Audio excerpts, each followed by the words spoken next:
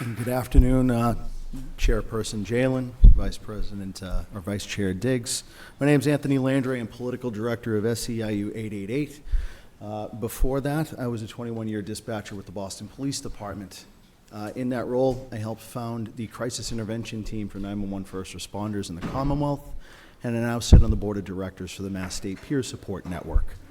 In that role, one would think that the emergency calls would be at the forefront of the psychological safety of these workers, but what I found in a very short period of time, that it actually was the administrative betrayal of the workplaces that these workers worked in, which is why I am here to support H1882, the Workplace Psychological Safety Act.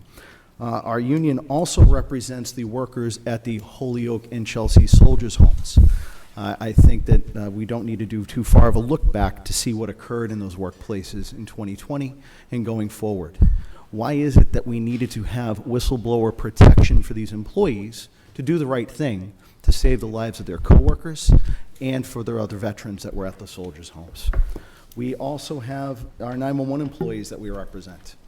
We have a member of our crisis team who was seeking intervention for herself. She was exposed to a traumatic incident outside of work, at which point one of the supervisors did not appreciate the fact that she was taking the time to get medical and clinical care, at which point he went around the workplace floor asking if she truly was getting psychological help.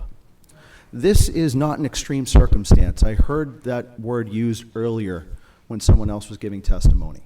What happens is when the can gets kicked down the road enough, the extreme circumstances become the norm, which is why whistleblower protection is at the forefront right now when anyone needs to advocate for themselves or have the right thing done in their workplace.